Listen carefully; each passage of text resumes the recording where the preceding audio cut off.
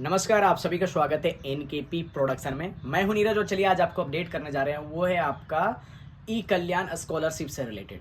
तो मारवाड़ी कॉलेज के जितने भी स्टूडेंट हैं, खास बात अच्छे से गांठ बांध कर समझ लीजिए कि आपको डॉक्यूमेंट कहाँ पे जमा करना है, कैसे जमा करना है, क्या क्या डॉक्यूमेंट जमा करना है और कब तक जमा करना है।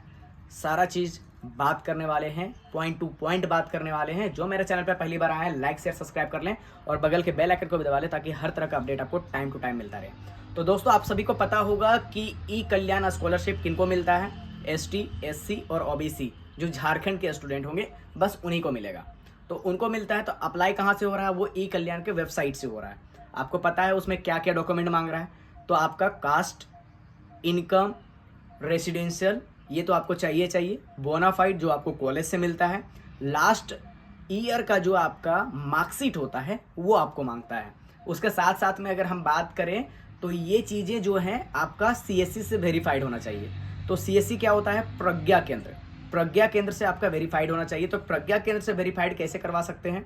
तो आपको सिर्फ 3 चीज़ों में कराना है प्रज्ञा केंद्र से वेरीफाइड। किसमें? जाति, आवासीय और आय में आपको प्रज्ञा केंद्र से वेरीफाई करवाना है। मतलब उससे साइन और मोहर करवाना है। अगर आप साइन और मोहर नहीं करवाते हैं तो आप समझ जाइए आपका रिजेक्ट हो जाएगा। ये चीज़ मैं क्लियर में बता दे रहा हूँ। अगर आप साइन मोहर करा करके अपलोड नहीं करते हैं, आपका डॉक्यूमेंट रिजेक्ट हो जाएगा। ठीक है, तो यहाँ तक आप समझ गए होंगे कि आपका जो है जाति, आवासीय, आय जो है उसमें साइन मोहर होना चाहिए प्रज्ञा केंद्र से। अब आगे की बात करते हैं। जब आप अप्लाई कर दोगे, अप्लाई जब आपका हो जाएगा, अप्लाई होने के बाद की हम बात करें तो उस पर जो है कॉलेज में डॉक्यूमेंट आपको जमा करना है। अगर कॉलेज में डॉक्यूमेंट नहीं जमा करेंगे तो आपका क्या होगा? कॉलेज अप्रूव्ड नहीं करेगा। अब चलिए हम बात करते हैं आपका जो लास्ट डेट होगा। लास्ट डेट आपको अप्लाई करने का तो लेट तक दिया गया है, 20 मार्च तक दिया गया है, लेकिन अप्रूवल का भी आपका 21 मार्च तक दिया गया है। लेकिन आप खास बात ये समझ लीजिए कि होली का छुट्टी आने वाला है।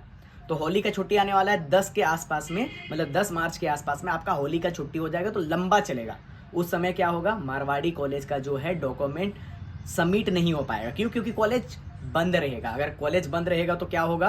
आपका डॉक्यूमेंट वहाँ पे जमा नहीं होगा, तो आपका अप्रूवल नहीं हो पाएगा। ठीक है, तो आपको क्या करना है? कोशिश कीजिए, क्योंकि जल्दी, जितना जल्दी हो सकता है अपना डॉक्यूमेंट जमा कीजिए। अप्लाई कीजिए, अप्लाई करने के बाद डॉक्यूमेंट जमा करना है। अगर डॉक्यूमेंट जमा नहीं करते हैं तो आपका क्या है? अप्रूवल नहीं मिलेगा। तो डॉक्यूमेंट में क्या क्या जमा करना है और कहाँ पे जमा करना है, ये भी बातें आती है ना कि कहाँ पे जमा करना है, कंफ्यूज हो जाते हैं।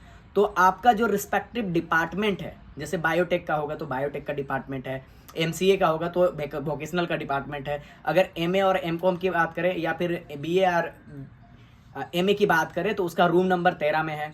अगर किन्हीं को दिक्कत आती है तो उसके लिए एक रिस्पेक्टिव पर्सन को वहाँ पे अलॉट किया गया है रूम नंबर 13 में। स्कॉलरशिप से रिलेटेड किसी को भी किसी भी तरह का दिक्कत आता है ई कल्याण से रिलेटेड, आप रूम नंबर 13 में चले जाइएगा। वहाँ पे जितेंद्र सर होंगे, जितेंद्र सर से आप कांटेक्ट कर सकते हैं। वो आपको क्लियरिटी बता देंगे स्कॉलरशिप से रिलेटेड क्या करना है, नहीं करना है। वहीं पर आपको मिलेगा कि 28 फरवरी 2025 तक आपको डॉक्यूमेंट जमा कर देना है। क्यों जमा करना है? जमा करेंगे, जितना जल्दी जमा करेंगे उतना जल्दी आपको कॉलेज से अप्रूवल मिलेगा। और अप्रूवल नहीं मिलेगा तो फिर आपका वहीं पे रिजेक्ट हो जाएगा, तो आगे नहीं बढ़ पाएगा। और बार में आप कितना बार भी प्रयास कर लीजिएगा, आपको अप्रूवल नहीं मिलेगा तो फिर पैसा नहीं मिल पाएगा स्कॉलरशिप का। ठीक है, तो अभी का हम बात करें वहाँ पे क्या क्या जमा करना है। तो सबसे पहला बात है, जो आप फॉर्म आप अप्लाई करेंगे वो फॉर्म का प्रिंट आउट आपको रखना है। उसके साथ में आधार कार्ड का एक जेरोक्स लगा दीजिएगा, अच्छा रहेगा। बोनाफाइड जो है आपका ओरिजिनल वो लगाना है।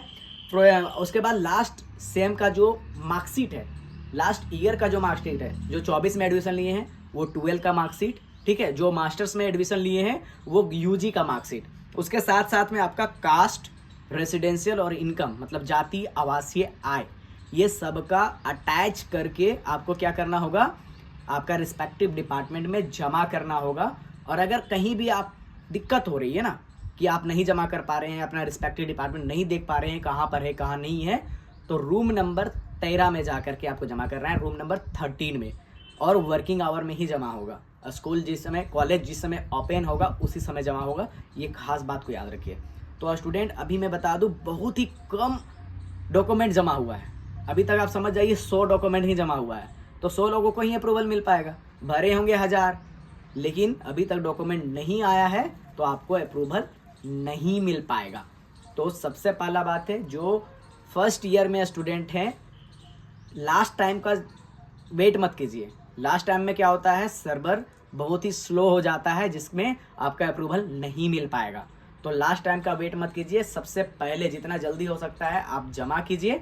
और इसी तरह का अपडेट के लिए बने रहेंगे एनकेपी प्रोडक्शन के साथ। बहुत बहुत धन्यवाद।